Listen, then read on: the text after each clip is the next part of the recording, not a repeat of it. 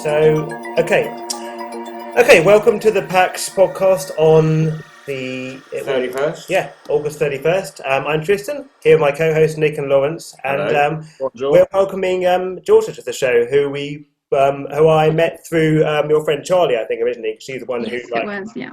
Yeah, and I know her because basically one of her ex-boyfriends used to be in, well, he still is within our scene. Tim? Yeah. Yeah, oh yeah. So it's interesting how everything all links up, really. But it is, yeah.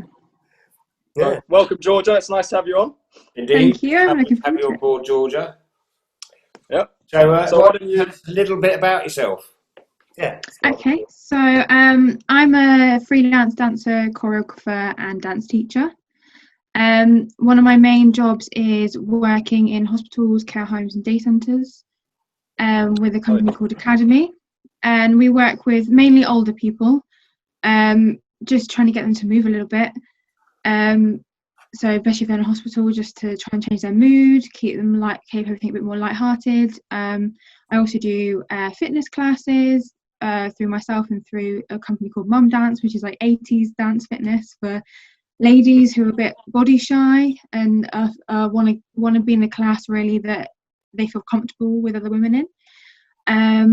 And I also run a dance team, and we do specialise in Bollywood and Bollywood fusion, and we do weddings, and I choreograph people's weddings.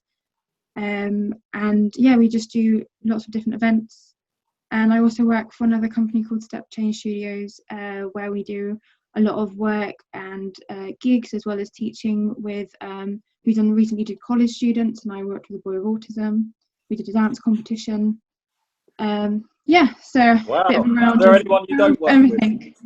with? that's extensive. Yeah, it sounds like you're keeping busy.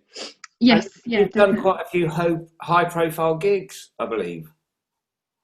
Yeah, I've done some work in Sadler's Wells. We did some competitions in Sadler's Wells. We also have I've worked for I've done a Bollywood movie. I've also done BBC Asian Network Live at the Apollo, and Shreya Ghoshal, who's a Bollywood singer, was one of her dancers as well. So I've done a few. What was the name of the movie in the Bollywood movie that you worked in? It's called Love Yatri. Okay. And I was just in one of the songs, basically one of the big songs, and they had 50 dancers from the UK, all by London. Well, I know Bollywood are sort of known for their kind of really elaborate dance sequences and stuff. Extensive cast. So Georgia, where was this filmed? So the movie was filmed half over here and half in India, but we did our song just in front of London Bridge, right on the Green.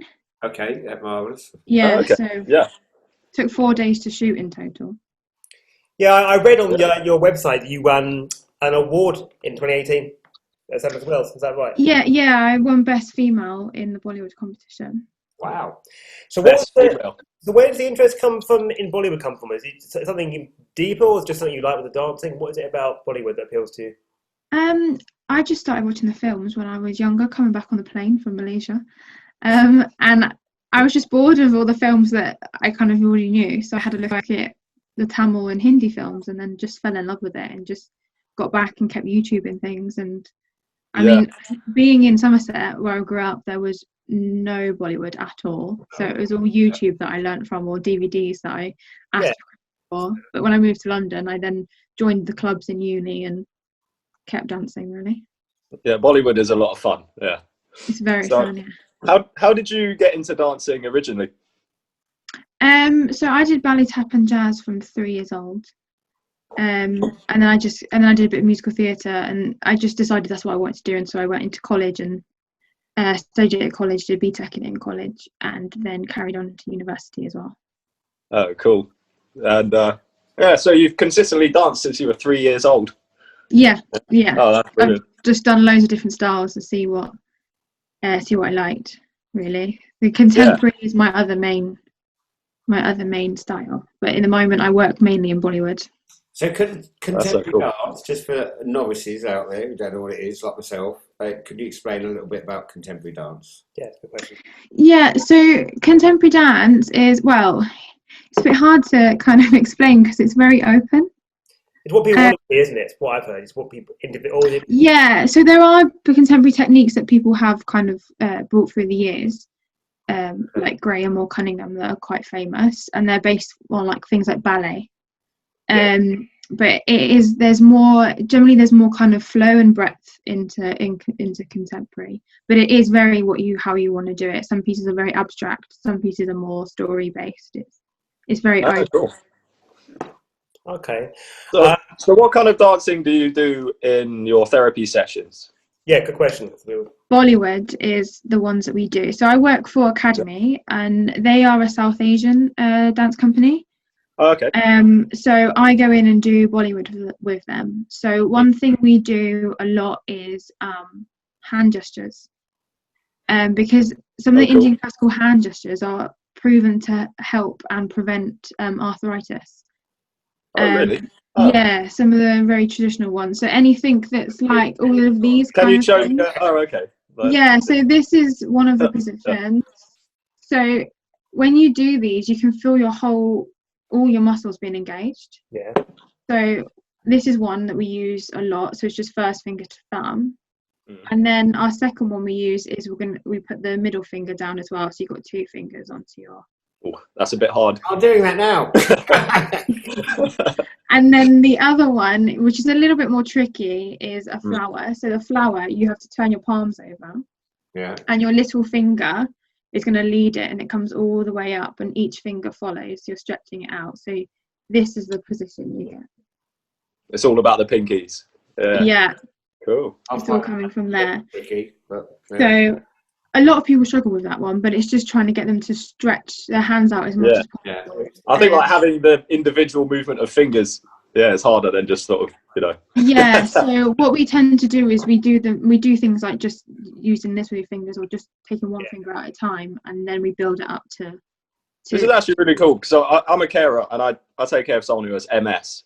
Right, I think I'm going to talk him into doing this kind of thing. It's really helpful.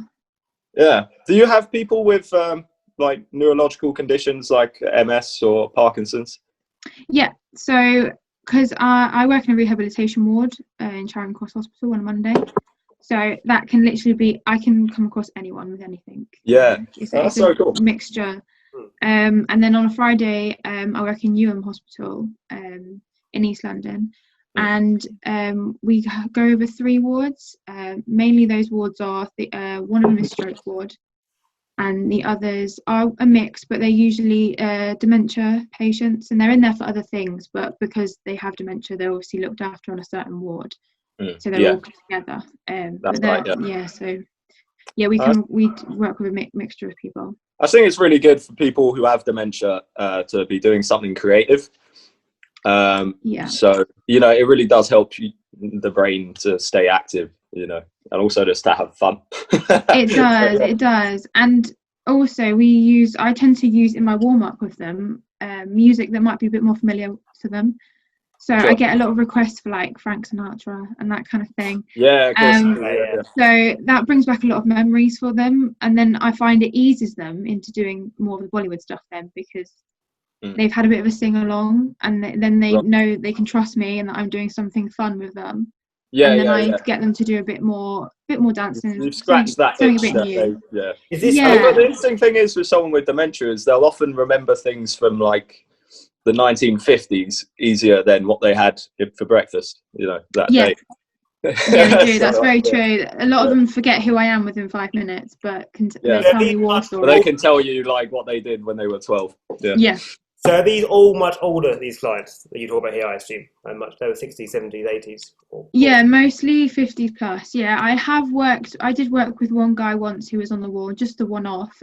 He was in his 30s and he had a stroke. I did do some work with him. I got him to do everything on his right side because he could still move his right side, just with those gestures I did earlier with a ball. So you squeeze your balls and got them to squeeze them and try squeezing the ball between his fingers, doing the same gestures. And then because he understood what to do on this hand, the left side obviously wasn't working as well. He had very minimal movement, so I got him to try and do whatever he could, but use his right hand to then manipulate. So he then was like, I'm going to go home and I'm going to buy a ball and I'm going to keep doing this because I can feel it working. Cool. Yeah, but he was younger, but mainly it's 50 plus that we tend to work with. Yeah. What interested me especially was you mentioning obviously that you'd work with someone who had autism. Was it just one person, or was it like a whole group of people? Yeah, so this was just one person. So we went to Westminster College, and we were with, there was a few different practitioners, and we did an open kind of workshop, and it was a lot of teenage, it was all teenagers, so about 18.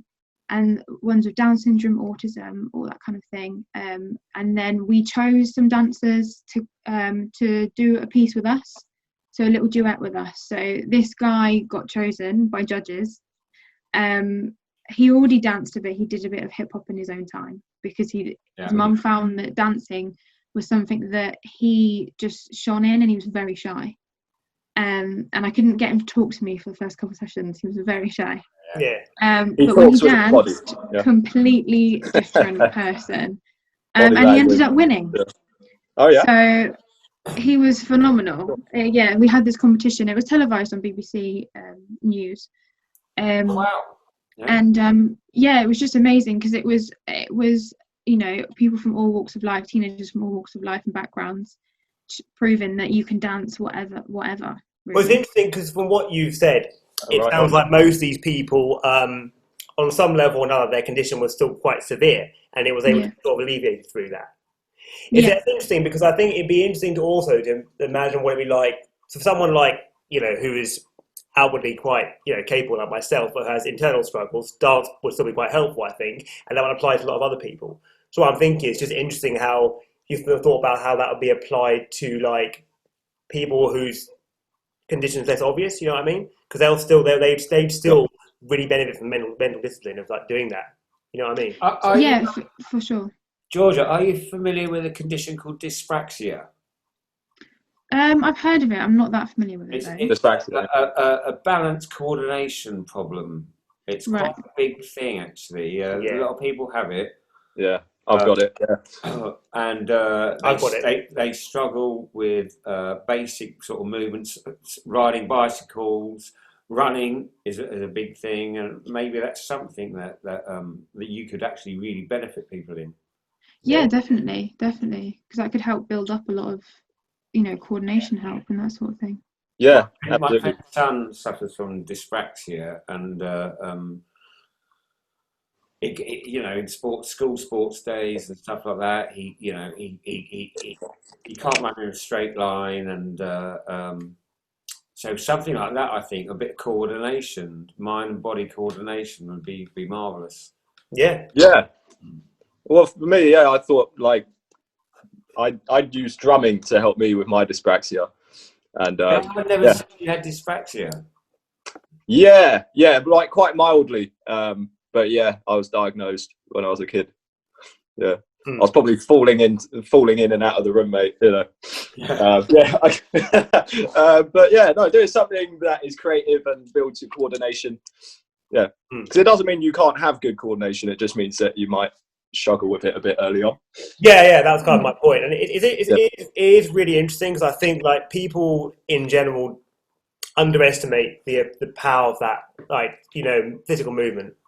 Because like I think that's why some people who struggle with confidence go to nightclubs, for example. They want to dance and that will help them with their confidence. I think that actually is true, isn't it, to an extent? Yeah. It is. Yeah. I mean, so another question I had then, I mean, which we relating to this, I mean, were you sort of always drawn to dance on it being like both mental and physical level, or was there a specific reason beyond that, or? It's something when I was in college and university that I found out about dance therapy, and I was just really intrigued how it can, change someone, how it can bring something out of someone. Even with me, to an extent, when I was little, I was so shy.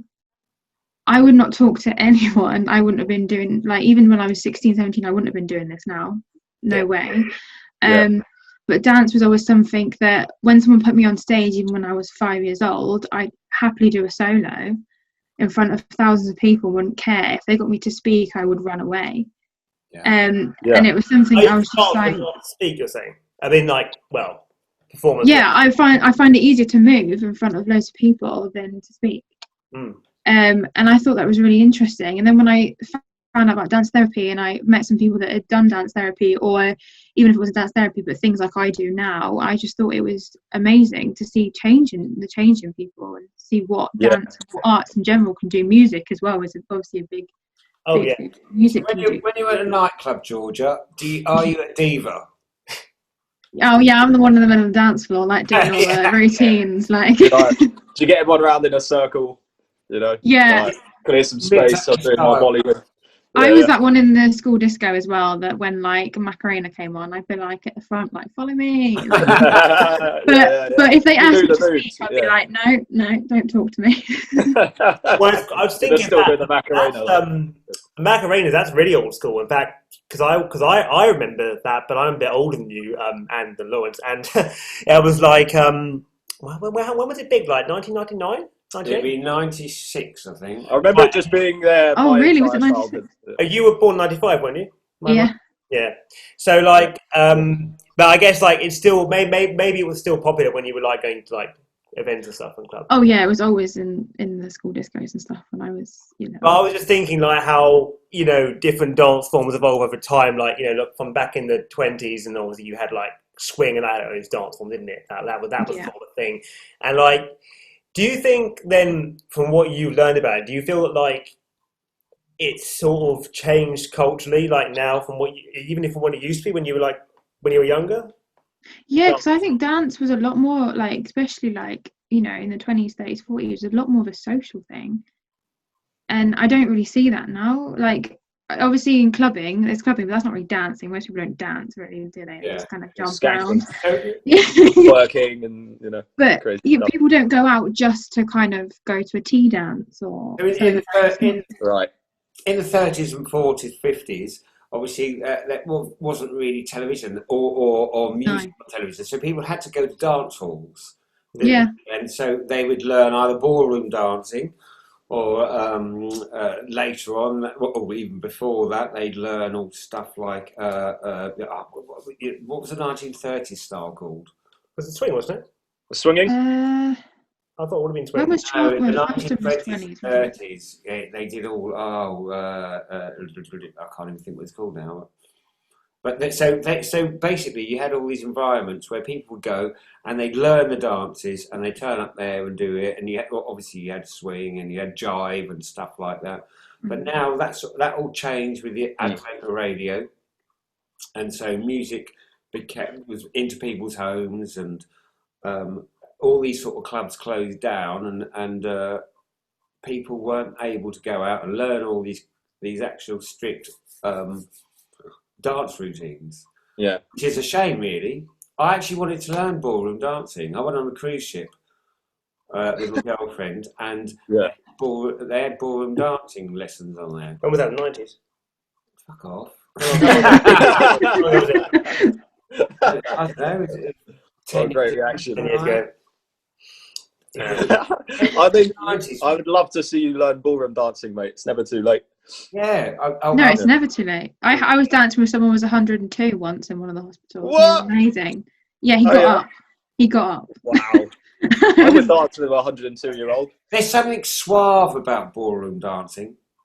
Yeah, it is. It's something I've never tried, but I've always loved watching. What even actually is it? Is that like ballet then? Was it like, what is it? How was it? What would it?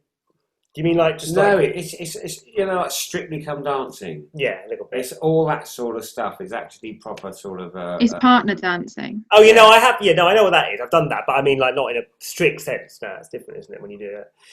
So, I was just curious as well. Like, if you when you were like growing up and you first started doing all this, was it different from how it is now, though? Like, in terms of like, culturally, do you think the dance scene was different? Oh yeah, I think it's a lot more integrated now with styles. Because when I was younger, kind of ballet tap jazz was the only thing really available, especially in this area. Yeah. But now, like, more hip hop styles have come to light. You've got commercial scene is a big thing. So what you see in music videos, go to the big studios in London. It's a lot of like Afro beats, Bollywood is an up and coming style. Dance hall is another big one now. So it is definitely integrating more culturally. Charleston. Charleston, yeah. Yeah, that's one from the 20s. I was thinking. It's actually cool. Yeah, right. Okay. Yeah. Charleston. My mum was a professional dancer, and she did all that stuff. She did tap, and she was in a famous dance troupe called the Tiller Girls, which basically was a troupe of girls who used to dance. They used to do the can and all that sort of stuff. And my mum actually is a dance teacher now, and she teaches line dancing to pensioners. Amazing. And people with learning difficulties. So she does because of lockdown and all that, all the classes have been massively reduced. But she was doing really well in that environment, and it is very therapeutic. Because a lot of people, the only chance they get out and get to do things sometimes is going to these groups where there's someone showing them and giving them a bit of a community spirit, but they're getting a bit of exercise out of something. So. And they're having a laugh while they do it as well. Like, of course. Yeah, and sometimes it's from one of the day centres I go to, sometimes it's their only point of contact with someone for the whole day. Yeah, of course, yeah. And we try and get them to do things that when we always sit in a circle, we do everything in a circle so they can see everyone. I try and get them to use props so that they're using it with a partner, or we just have a light touch with each other's hands, that sort of thing. So they've got that touch with someone as well, because they probably don't get that for the rest of the day or a week maybe. So yeah, I think it's it's a great thing to get into. I don't think there's a lot of understood dance moves like at a club. I'll say, like, you're talking about going nightclubbing. I think now everyone just sort of flails their limbs about. Yeah, that's true. And back in the day, everyone would just know what they were doing, and they'd be in a group, and like the twist or whatever, everyone would sort of agree on a move. They weren't doing ecstasy back then, Lawrence. That's the difference. That's covered in nightclubs. Very good point. Very good point. Yeah, it's not the way it used to be. Yeah. But you can't do, like you were like ballroom dancing. We speak about no one does that at a nightclub because it's just the vibe is not right, is it? No, of course. Not the right music. In EDM, look ridiculous. I like the sophistication. I like the sophistication of all those proper dances. I'd love to be able to dance like that. Yeah, no, I agree. I think in a way, for better or worse, but I would say personally for worse, the one issue with like things like the popularity of things like EDM is that sometimes there are specific dance forms like breakdance related to it, but a lot of it is just like you were saying, just having dancing wildly around without thinking about the consequences, or as in like the consequences of like things being not interesting. Dance can be worthwhile, like you're saying. Well, there's a lot more freedom in dance because actually dance has now become kind of an expression for anyone who wants to go out if they're offering. Yeah, it can be as weird as you want. Whereas before, there was a kind of bit of regimentation about it. There was a lot more style and grace about it, for sure. It was a lot more beautiful to watch. I'd rather watch something like Strictly Come Dancing or the Charleston or something than a load of people being there. Forest Raves. Well, yeah, obviously. Dancing you can see at Forest Raves. Yeah, that's not fun, is it? Yeah. Doing all that. Whilst you get a lot of exercise out of that, there's no grace to it. Yeah, there's no grace. Yeah. And like Bollywood, actually, Bollywood is graceful. I've travelled India many times. I've been there probably 10 or more times. And I completely get what you're saying about Bollywood. The majesty of Bollywood, the colours, all the colours of the dresses, the flamboyancy. The acting, I will say, is a bit naff. But it's very over the top. That's their style. Yeah. What comes to expect, I've been to the cinema tour, and Bollywood films are like 3 hours long. Yeah, minimum. It's like watching the Lord of the Rings, but with a load of Indians dancing. They have breaks is there in the middle. Bollywood version of Lord of the Rings? Yeah. Oh my Lawrence, go on, repeat that. Huh? What were you saying, Lawrence? You said. I said, is there a Bollywood version of Lord of the Rings? There should be. Yeah, that would be interesting. Yeah. So they dance into Mordor, and then. Yeah. Well, in a way, I can only imagine what they do with Gollum. Well, for what we've been kind of saying, I get the impression, because I've not seen any real Bollywood films, not probably, but I know that most of it is they're all musicals, right? Is that what you're basically how it works? Yeah, yeah. So some of them are thrillers, right? And they'll have like a dance number, corrupt policemen running around attacking people, and then there'll always be a woman and a man who are like the central figures. And they're kind of in love, aren't they? For some reason, she gets taken by the corrupt army officers or the policeman, and then the hero guy has to go and fight and dance the whole thing off. That's a good summary. Yeah, that sounds quite like a lot of a Bollywood movie. Yeah, a lot of them are like that. That's really well. I guess culturally, it's very different from us because I guess those kind of musicals, you don't get many of them in the West these days, do you? It's sort of more. It's quite different. No, not like it used to be, because in the films years ago had a lot of musicals in them. Yeah. When Hollywood had quite a few, like Singing in the Rain and big numbers like that at one point were huge. And then they just kind of died out, really. There's been a few recently. Only films that actually make musicals anymore are Disney films. Yeah. Yeah. They're the only ones. Yeah. It's something. It might be something to do with the way culture is these days. As in, like, it's seen like as cheesy, I guess. Like it's been seen that way for a long time. Bollywood is an extravaganza, though, isn't it? Really. Yeah, but it is massively changing. It's becoming very westernized. I don't watch a lot of the new stuff because I don't like it. It's too westernized. Yeah. Because I think they're losing a lot of their culture.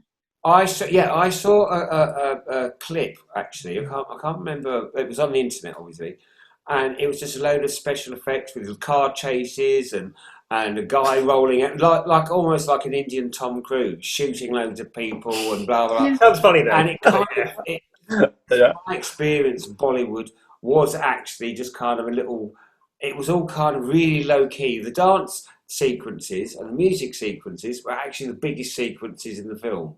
Right, they were the ones that had the detail, and the rest of the film was just kind of cheesy acting and but that's what it made it. Now it's going the other way. Yeah, Bollywood even the dance style. Yeah. Mm. Yeah. Even the dance style as well has become like very westernized, because Bollywood isn't really a style; it's a mishmash of everything. They've got a classical base with some of the movements from classical Indian, but it's got salsa, hip hop, jazz, contemporary, everything in it. But it's become very westernized now. Like it's majority more hip hop and jazz. So to give you a bit more background on what we do, the PAC, we interview people in relation to like things subject relating to mental health and also the arts. Those are the two biggest things, not just those things. Those are the two main things, and.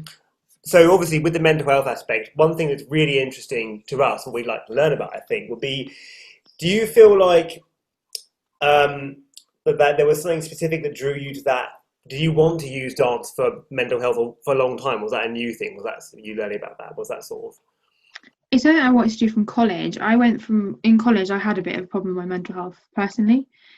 And I actually found that I couldn't dance when it was feeling too much. I lost my creativity. Oh yeah. And then all of a sudden I was just like, no, this is what I need to do, because I know that dance is what I've always wanted to do. I think I just put myself away from it. I just closed myself off. And then when I got back into it, I was like, this is amazing, because I feel like I've released everything that I needed to get out, because I couldn't say what I felt. So I made a dance about it. And then I was like, everything is it all lifted weight off my shoulders. And I was like, I want to help other people feel like this too. Because I just felt like it was such a good creative outlet to get everything off of my chest. That's really interesting. So it sounds like the process of dancing, you associate with a positive, expression, like an energy.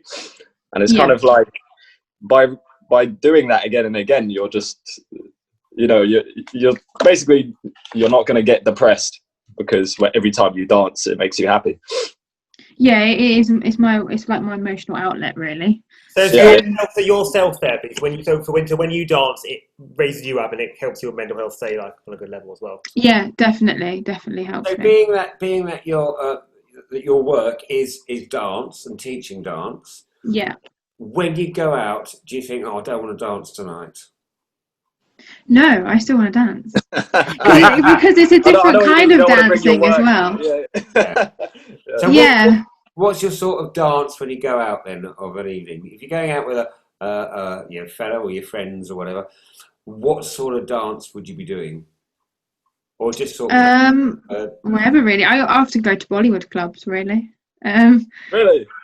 Yeah, because they're great fun. They're great fun, or like salsa clubs, or yeah, whatever really. I've got no preference. Bollywood clubs, yeah. Oh, that's nice. Like, yeah. There's some Asian clubs that do like Bollywood and Bhangra nights.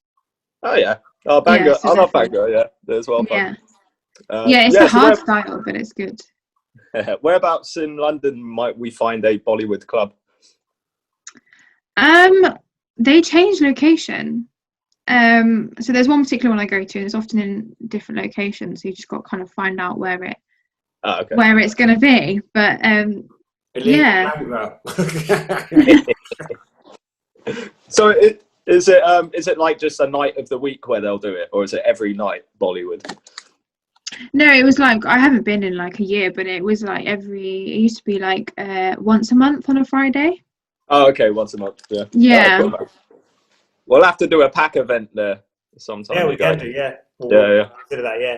It is really interesting because like learning about all this is good because I never thought actually before about that, the whole thing, the connection about with like Bollywood being like, yeah, it's like culturally they're at a different level, like not behind, but they're just still focused on the musical aspects, which we're not so much in the West, you know. And I can see why that might be interesting to you because like you were saying, like it's something, it's different, right? And that's the other thing. So do you see there's been always room to invent new dance forms, like so dance having its own sort of natural progression towards something? You see there's, but what do you think about that? I think dance, all the forms progress naturally. If you look at ballet, what it is now to what it is 100 years ago, it's progressed naturally. Whether that's because of like the shoes that we wear now are made out of, they've got paper mache in them rather than wood, you know, and things like that. It all changes. So I think it naturally will progress anyway. I think all the styles naturally progress. Yeah, I have a lot of respect for ballet dancers because it just looks like such hard work, man. Yeah. I used to do point. It's hard. It's hard. You never see an out of shape ballet dancer. They're always super healthy. They're really strong. Yeah. Tap dancing too, I assume. Have you said? Yes, yeah, I did tap dance when I was younger. Yeah. Yeah. Can you still tap dance? I haven't tap danced in like 4 years, but it's one of those things that when I'm in the supermarket, I always like have a bit of a tap because I'm sure I've always naturally done it. My mum used to tell me off for doing it all the time. She's like, "You tapping again?" around the supermarket, but. Yeah, I think I can do the basics still. I think I'd need to get in a class again and remind myself of the harder stuff, but I can still do the basics. Supermarkets are basically massive tap floors, aren't they? Yeah, they're great. They're great for the supermarket is a massive it's really interesting because you mentioned earlier about how like even when you didn't want to go and speak on stage, you still be able to dance. Yeah. So I guess that's true also like when you were a kid and you do that in the supermarket because you might not be seeing social but you still want to dance. So it's like in that sense, would you say that dance has always been like you said, your outlet in a sense when you're so in any way your creative expression comes back to that? Yeah, it was almost like it was a different person. It was like a different persona of myself, more confident persona of myself. So many artists actually say this kind of thing about their art. It's quite interesting. Though so many people say that, and in different ways, obviously. You know. Yeah. The same is true for me as a writer and a musician. We talk about a concept called the mask, which is about where performers, they go on stage in whatever environment they are, and they actually become a different character when they enter that arena. And so that's much what you do. It's like all of a sudden you're Georgia, a dance teacher or dancer, and you go there and you instill confidence. Your confidence actually instills confidence in other people. Yeah, and the same with teaching. I think teaching, like I felt like I was more confident talking to my students as a teacher than if I was just talking to them generally. Yeah. A lot more confident. Because dance is the basis of why I'm there. Yeah. So that persona comes back out again. Well, yeah, it's kind of like, was it Shakespeare said that thing about all the world's a stage and we're all actors. Well, not that quote, but it's something like that. and that like the one on the stage. Yeah, so I guess like that could be said to be true for anything. Yeah, it's just really interesting because what we always have to think about is to what degree is that an extension of ourselves, and to what degree is it just a front? I think if you enjoy it, it's always an extension of yourself, perhaps. Yeah. I would say that it's not being a different person essentially, because you are still the same person, but you're accessing like a different part of your personality. You know, it sounds like you're a fun person to go to the supermarket with. So. We know her when she's coming down the aisle. Man. So Georgia, what sort of music do you listen to other than Bollywood? I have a range. I have no particular style that I listen to. It's whatever I feel that day. So like today I was thinking Spanish music is the day for, so I listened to my Spanish music album, and then yesterday I was listening to reggaeton, and then it literally changes on a daily basis. And then the day before I was listening to like old songs that I used to listen to when I was a child, like Green Day, and so it's a mix of stuff. Which is good, actually. I like it. Definitely, yeah. Different moods for different music for different moods. It's all about mood, isn't it?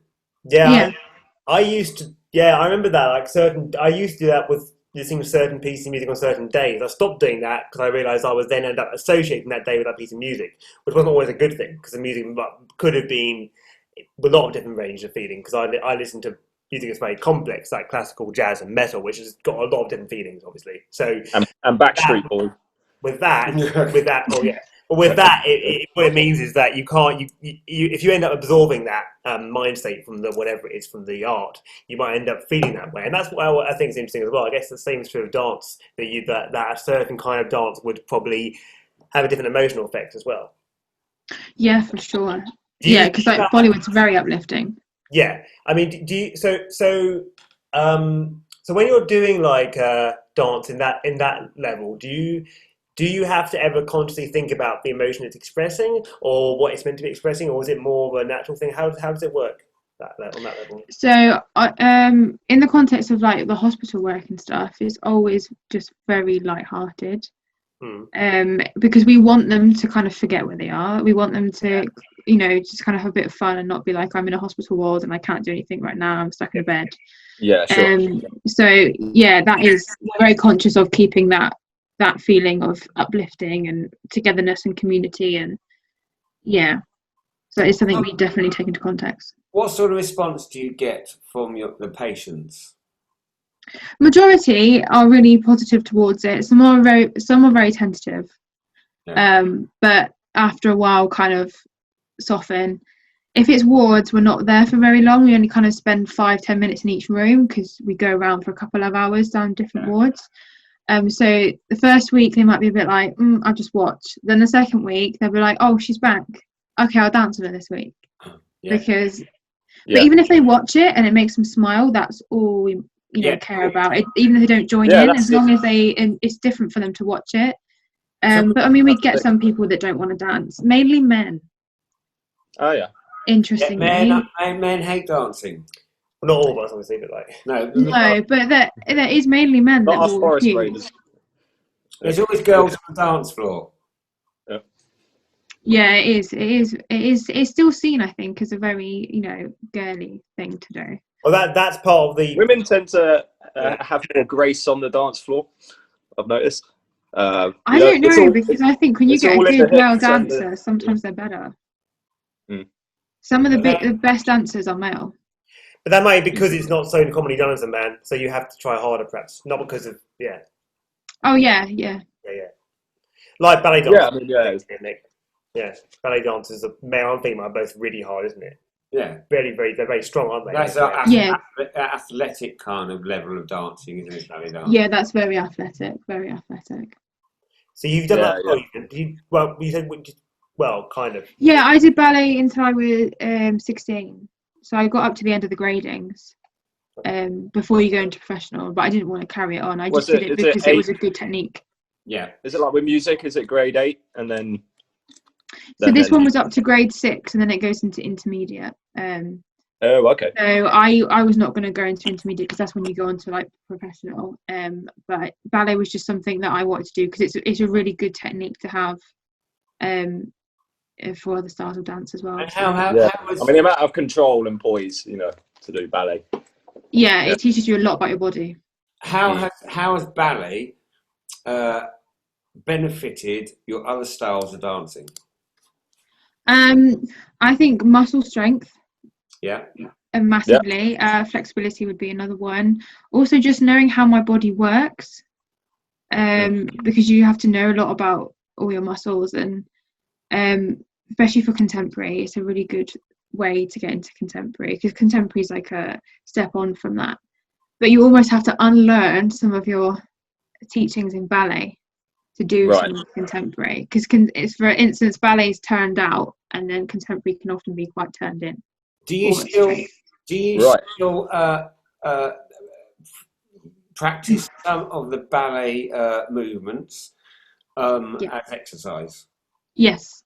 So during lockdown, I was out in the garden with my makeshift bar, just doing like small foot, just all the foot exercises, leg exercises, some of the stretches, because the stretches is a very good thing to remember to do for any dance style. Yeah. Footballers basically are millionaire ballet dancers.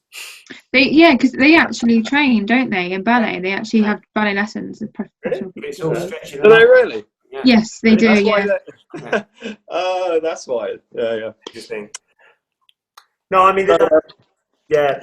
Go on, Lawrence. You're going to say something. I was going to say. So, what's the? How long has that been a thing in football? I've never heard that before. I saw David Beckham doing it in the 90s. Oh yeah. Going around at least 25 years. Well, they practice ballet dancing in order to be able to do their movements, probably. Well, they don't practice ballet dancing, but they practice the stretching and all that muscle toning stuff, exercises that you have to do. Okay, interesting. They should, instead of playing a game of football, they should do a ballet off type situation. Yeah, why not? Yeah. So the goalkeeper catch the ball. The game's getting really boring. They just start doing ballet, and everyone puts up a number. Like, it went. It is interesting how like we were saying that one of the things I guess in Western culture now is like I guess it does seem like dance is less common in the world of film. Like I was saying, like it's not so common these days, and with a few exceptions. I think that in fact, the only one recently was it Mamma Mia, wasn't it? That whole thing. No, there was another one that won the Oscar. There was La La Land. La La Land. Yeah, La La Land. That's what I think of. Yeah. Did you like La La Land? No. I'm not familiar with it. So isn't that cartoon? It's not. Is it live action? No, it's live. It's Ryan Gosling and Emma Stone. Yeah, I mean, the music and dancing, it was fine. It was just, I didn't like the storyline. Okay. I didn't go for it. I didn't think it. Yeah, I didn't think it would be my kind of thing. But I was wondering, from a dancing perspective, if it's actually like impressive dance moves. The opening was impressive with all the cars and dancing across the cars and all of that. That was great. But yeah, the whole movie itself, I haven't watched it since. I can't remember much about it actually. But yeah. Well, that's not a good review. It's interesting. Like, the arts do sort of. There are certain times when the arts mix with one another differently than other times. And I guess maybe in the 50s, 60s that was, and before then there were musicals a lot in the West. Now less so. But I think as a collective we're very interested in how all the arts interlink. So it's really good to talk about this. It's quite interesting. Because dance is something we think about much. I guess it is something most people just don't generally think about on a regular basis. People take it for granted that some people dance, and it's just like, I don't know. Yeah, I think people don't see it as I don't always think it's seen as in a positive light, especially for males. That's the thing. Like, it's not. I mean, it's not necessarily considered as like one of the core kind of types of arts. Like, everyone I know is a musician or an actor, but you don't meet many people who just go for dancing. I think if you dance, most people say you need to be like triple threat, so you need to be able to act and sing along with it. Yeah. But I think it's becoming more of a thing now to just kind of specialize in one. Can you do acting and singing too? Can you? I can't sing, but I did acting. Yeah, I used to do musicals. I was just usually like a dancer in the chorus or whatever. But yeah, acting's fine because I think also we have to act a lot when we dance. Yeah. Yeah, especially for Bollywood, it's very expressive, very expressive. Yeah, I'm gonna have to watch that movie you were in then. What's it called again? Love Yatri. That's it, Love Yatri. Yeah. Send me a link to it later on Facebook. Yeah. Yeah, well, yeah. I've never actually watched the full movie, but yeah. You just skip ahead to your bit, yeah. I've just seen the songs, yeah. Cool. Well, yeah. I'll give that. So I think in terms of the time here, we were going to probably end the podcast in the next like 5-10 minutes. We can keep talking for a little bit after if you want, but we'll probably keep it to 45 minutes. Yeah. So we'll finish the podcast in 5 minutes. We can talk a bit after though. So I had like a couple of other questions. You talked about all this. We've all gone through all this. Well, I guess the only other question I really had was it was how you see it going in the future. What do you want to achieve with your dance career in the future? Do you want to like take it to a new level, or do something different, or progress in some way? I want to keep doing what I'm doing with the older people, and I want to try and now I've kind of delved into a little bit doing it with younger people as well. I want to progress on to doing more with the young teenagers. I've also heard about people doing it in prisons, and it's something I'd like to explore. And kind of do different sectors like that. You know, rehabilitation. Yeah. Danger girl. You might have to dance out of there, like, really fast. Yeah. If things get heated. I've heard about people dancing with wild bears. I just realised obviously that's Chicago, the film. There's a scene in that where the prison guards sort of dance, isn't it? I think they're all the girls who have been accused, who have murdered these people. Yeah. Cell Block Tango. Yeah. That's a great song as well. Yeah. You do that kind of dancing as well, like tango? I've never done tango, but that's jazz, so I have done jazz. Oh, that's cool. That's actually called jazz dancing, that kind of dancing? Yeah, Chicago's mainly jazz, so it's Bob. I don't know if you've ever heard of Bob Fosse. He was kind of like the founder of jazz. And So Georgia, do you have lots of flamboyant dance costumes? Yes, I have a lot of costumes. I have a lot of costumes, and because I have a group, I have like 6 of everything. So my room is just going to be filled with costumes. But yeah, especially Bollywood, it's a lot of glitter. Yeah. Okay. It's a wonderful spectacle. Yeah. So only other question there would be, so you want to continue down the line you're going on, basically keep working with people and stuff, older people and also younger people, and so to sort of round it up, going back to mental health, since you work with this is a teenager who had autism, is that right? Yes. Would you like to work with more of those kind of people in future and like use it in more creative ways, more progressive ways, perhaps? Yes, I would love to. Seeing the change in him was amazing. It made me really emotional, actually, like the whole process with him, and I'd love to do more with that age group, because when we did and I had about 20 students there, and I just could, the atmosphere in that room was something I've never experienced as a teacher in my life. How they were all just so thankful and so positive, and they all wanted to join in, and they were all clapping each other, and it was just such a beautiful experience, and I just love to carry on with that. Yeah, very rewarding then what you do.